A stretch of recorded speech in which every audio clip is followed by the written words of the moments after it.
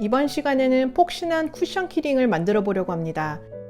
뒷면을 박아서 뒤집은 것과 달리 앞에서 박아 뒤집지 않아서 가장자리 모양이 더 예쁘게 만들어집니다. 파일은 브라더자수닷컴에 올라온 저의 파일에 박음선만 추가했어요.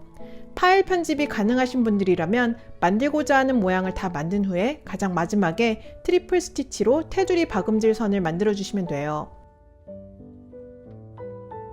이때 솜을 넣을 창구멍을 꼭 만들어 주셔야 합니다.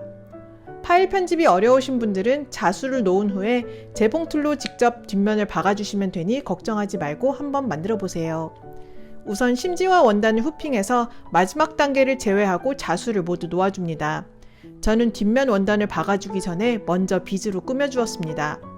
비즈로 꾸미신다면 후프에서 빠지지 않도록 주의해 주시고 마지막에 놓을 테두리 박음질 선을 넘어가지 않도록 해주세요. 자수로 박음질하지 않고 재봉틀로 직접 박음질 하실 분들은 후프에서 원단을 빼셔도 됩니다. 뒷면에 지저분한 실을 정리해 주셔야 솜을 넣었을 때 안쪽에 늘어진 실들이 비치지 않아요. 자수로 박음질 처리하실 분들은 원단이 후프에서 빠지지 않도록 조심하며 자수 주위의 심지를 모두 뜯어내 주세요. 재봉틀로 박음질 하실 분들은 시원하게 심지를 모두 뜯어내셔도 됩니다.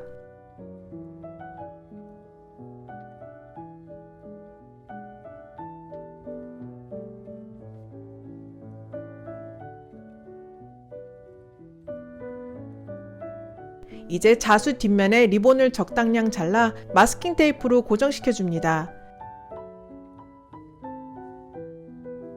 그리고 뒷면으로 사용할 원단을 올려주시고 마스킹 테이프로 고정해주세요. 마지막 박음질 자수를 놓아주었습니다. 재봉틀로 박음질 하실 분들은 원하는 모양으로 앞뒤 원단을 함께 박아주세요. 이때 창구멍을 남겨두시는 것을 잊으시면 안됩니다.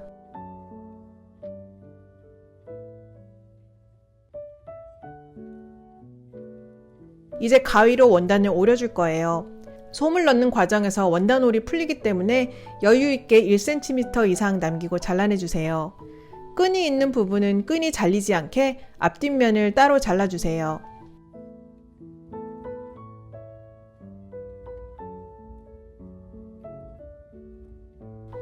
창구멍은 손으로 잡아당기면서 올이 더 풀릴 수 있으니 조금 더 여유를 두시면 좋습니다. 이제 솜을 넣어주세요. 너무 빵빵하게 넣을 필요는 없습니다.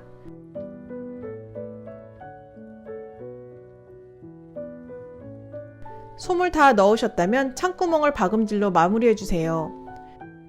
솜을 넣기 전에 박음질할 곳을 표시해주면 더 편한데 저는 깜빡 잊고 솜을 넣은 후에 했습니다.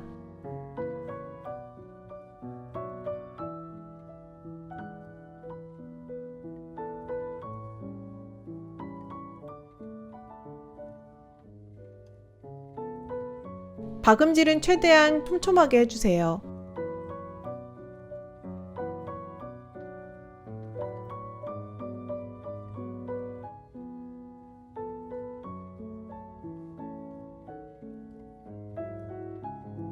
박음질을 다 하셨다면 안쪽에서 매듭을 지어 마무리해주세요.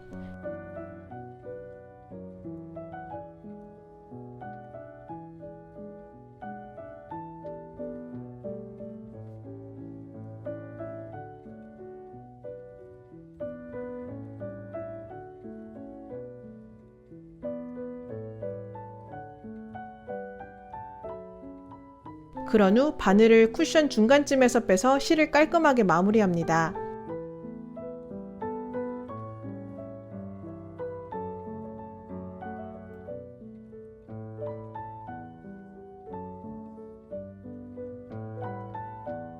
이제 가장자리를 약 5mm 정도 남기고 가위로 다시 깔끔하게 정리해 줍니다.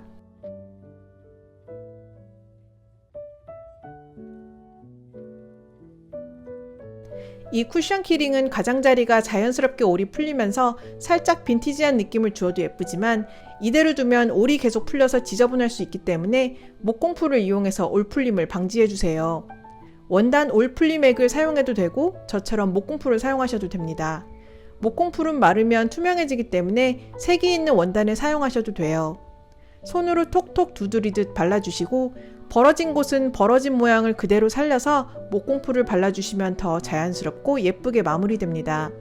핀 쿠션으로 사용해도 되는 쿠션 키링 만들기 어렵지 않죠?